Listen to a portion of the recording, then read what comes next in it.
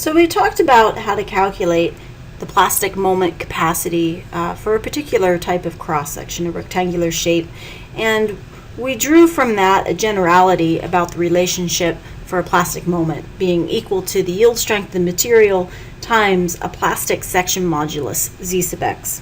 And next I'd like to show you what a plastic moment looks like in real life. So in this slide, you're looking at a beam that is bolted with a moment connection to a column and then was loaded with a moment until the cross-section failed by plastic moment. Now the portion of the beam that you're looking at has been covered in whitewash. And sometimes we use whitewash as an experimental technique because when steel yields, the strain is enough that it actually spalls the whitewash coating off. So wherever you don't see whitewash sticking to the steel beam in this region means that the whitewash flaked off after the steel had yielded. So this portion has completely yielded. That portion yielded. This portion yielded. So what you're looking at is the formation of a plastic hinge. The cross-section has yielded through its entire depth. Now often the formation of a plastic hinge may correspond with a little bit of local buckling as well. And so that's what you're seeing happening in the flange due to the enormity of the deformations. So this is the formation of a plastic hinge. Another thing to consider is that when we talk about plastic hinges from a theoretical standpoint, we also usually assume that they occur over an infinitesimally short length, when in actuality they occur over some discrete portion of the material. This is another good example of a plastic hinge. You can see this has yielded through its entire depth, and again you're looking at the region over which it has occurred. That plastic hinge formed close to the column support, because you can think of the column support, if this is a moment connection, as being the portion where we're going to be seeing the largest value of moment in the beam. So that's why the plastic moment formed there as opposed to further to the right.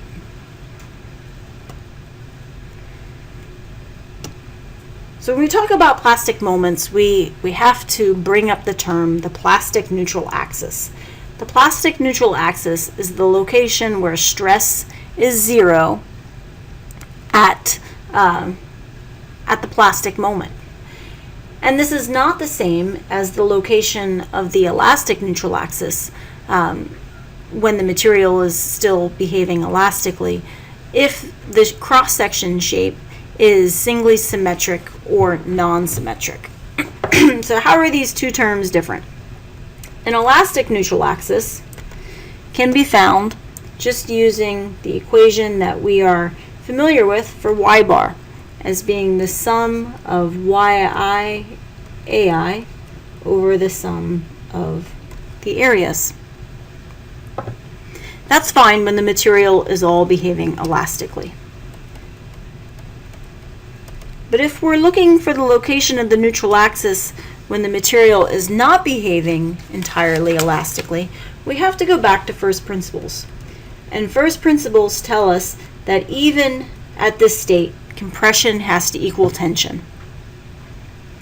If we have a homogeneous material, meaning we're looking at a cross-section that's comprised entirely of steel, a non-composite shape, then this also means that the area in compression of that shape has to equal the area that's resisting tension.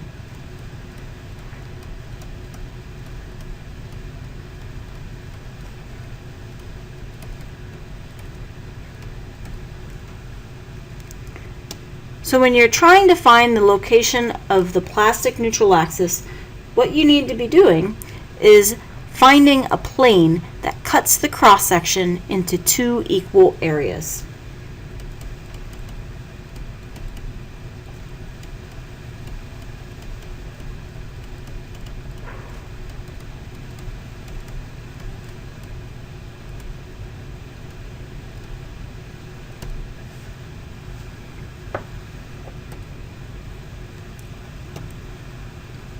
So if my area in compression has to be equal to my area resisting tension in a homogeneous cross-section. Then my plastic moment is going to equal the yield strength of the material times the area in compression times a moment arm, little a. And this is the same as saying the yield strength of the material times the area in tension times a moment arm, little a, between the tension and compression forces. Another way to write this is the yield strength of the material times the total area divided by 2 times a moment arm, little a, between the compression and tension forces. And the reason I get to write the total area divided by 2 is because we said the area in compression has to equal the area in tension.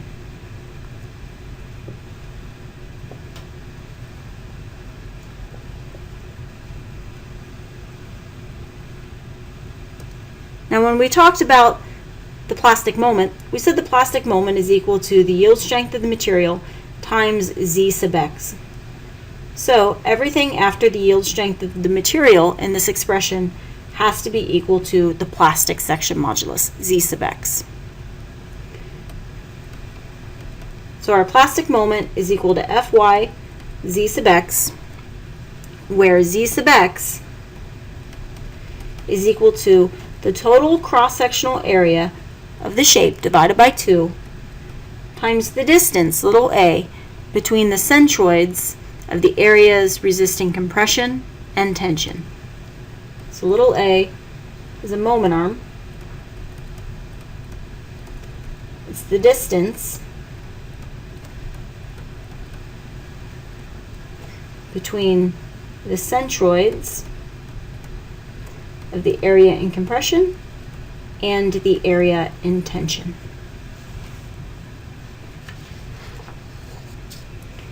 Okay, this brings us to a point where we can do an example. So our first example is going to focus on a built-up T-shape, and we're going to solve for the location of the plastic neutral axis for this T-shape. So this shape is singly symmetric. That means that the location of the elastic neutral axis is not necessarily going to correspond with the location of the plastic neutral axis.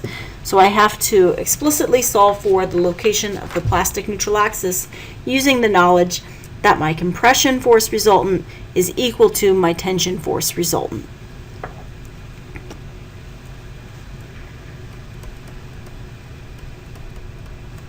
So to solve for the location of the plastic neutral axis,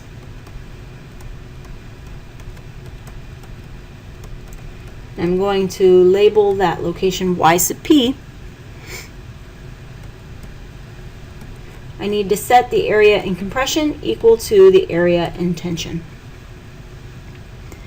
I also need to choose a baseline from which to measure my distances. I'm going to choose the top of the top flange as my baseline, and I'm going to measure all distances from that. So here's my criteria to solve this problem. I need to figure out where along this cross-section to draw a plane that divides the cross-section into 2 equal halves. So I'm going to start by finding the areas of the individual pieces within this cross-section. So the area of the flange is 8 inches by 1 inch. That's 8 square inches.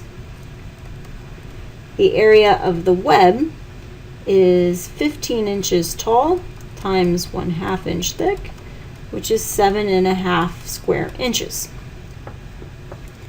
So looking at these 2 areas, since I only have 2 pieces in the cross-section, I can immediately tell that the plastic neutral axis has to lie in the flange because the area of the flange is larger than the area of the web.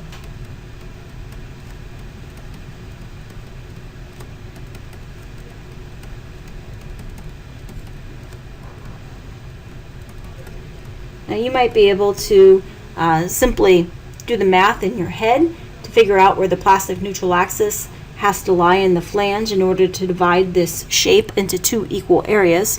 But if you can't, let's go through that math right now. So the area that would be acting in compression if I had a plane in the flange dividing this shape into two equal areas would be 8 inches wide, that's the width of this flange, times the depth to the plastic neutral axis y sub p. So in this case, that would be this distance.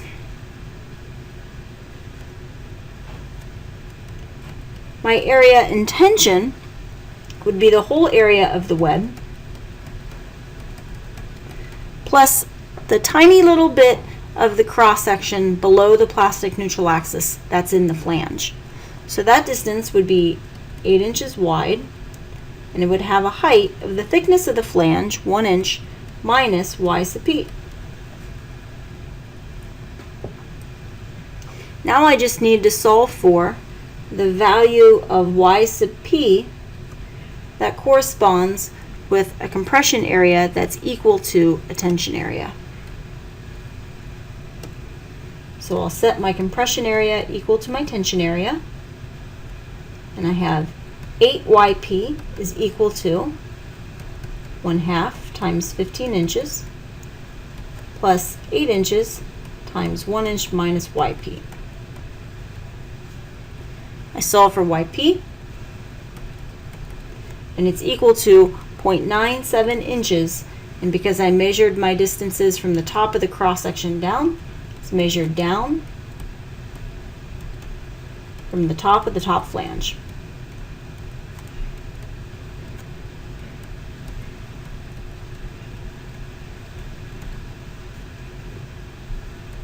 And that's it.